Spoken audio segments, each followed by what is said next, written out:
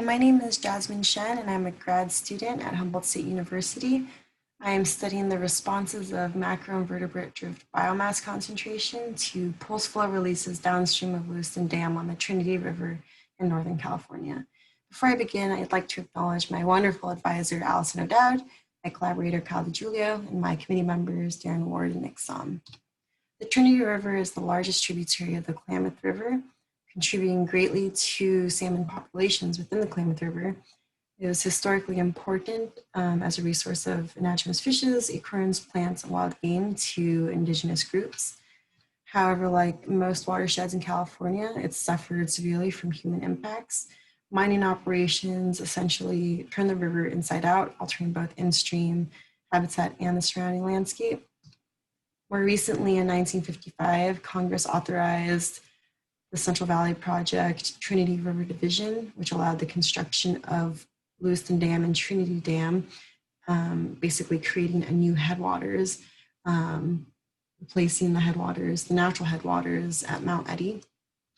The dams exported up to 90% of Trinity River annual flows to the Sacramento River, to the Central Valley, and disconnected over 100 miles of historic spawning habitat. Currently, the Trinity River Restoration Program, or TRRP, oversees all restoration projects of fish and wildlife populations on the Trinity River, with their focus on the section between Lewiston Dam and the North Fork Trinity River, which was deemed to have been most negatively impacted by human activities. And this is known as the restoration reach. They approach restoration through two primary methods. The first is in-stream channel rehabilitation, where they mechanically reconstruct the physical landscape to improve habitat. And the second approach is applying restoration flows to ensure that a certain proportion of inflow reservoirs gets allocated to the main stem Trinity. And this is determined based on the water year type, and it's implemented in April, which is where this project comes in. We're curious to know how pulse flow releases from Lewiston Dam affect benthic macroinvertebrate or BMI drift biomass concentration flux.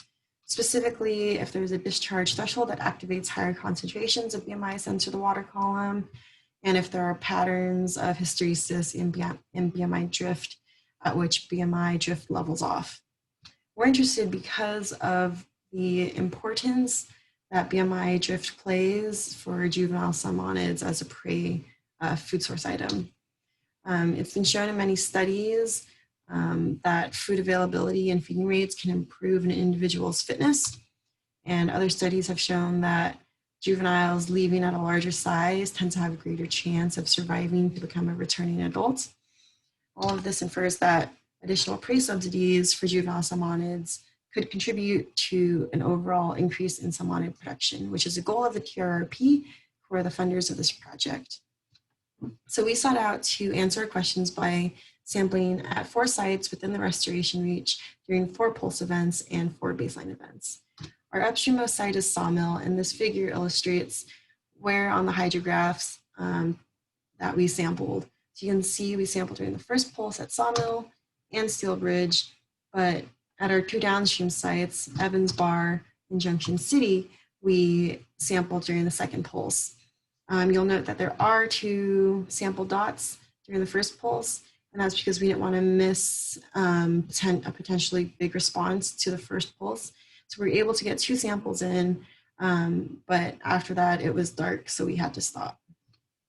This is what a pulse event looks like at Steel Bridge.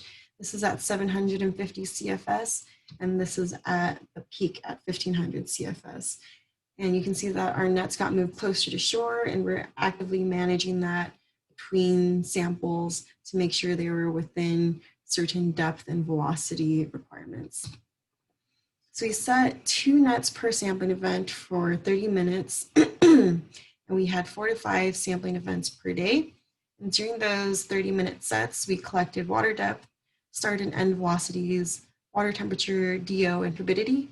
And later we retrieved streamflow data from 3 USGS gauges within our study area. Once we had our samples in the lab, we identified organisms to family or order. We counted them and measured them and used those measurements to estimate biomass using length and mass regressions from published constants. So now getting into the results, we looked at biomass concentration flux, which is on the y-axis, the primary y-axis, which was calculated by taking biomass concentration and multiplying that by the stream flow when we collected our sample, which is shown on the secondary y-axis. And our x-axis has time, dates in April shown there. And we use the simple linear model to look at our response variable of biomass concentration flux that we log transform to better meet assumptions of homogeneity of variance and normality. We looked at two predictors so far, stream flow and treatment, and this is what we saw.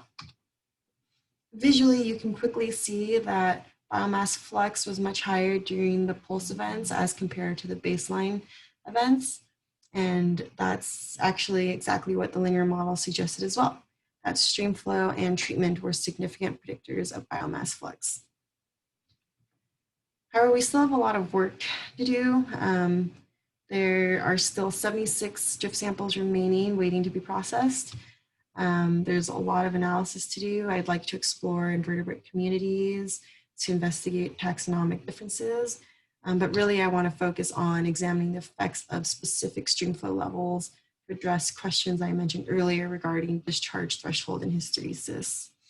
I'm hopeful that with this data, we can better inform management to provide pulse flow releases to increase salmonid production by maximizing food production, enhancing rearing habitat quality, ultimately improving the chance of a juvenile surviving to adulthood. These are my references, and I have so many people to thank, my funding sources, all the people that have helped me along the way and are still helping me now. And thank you for listening.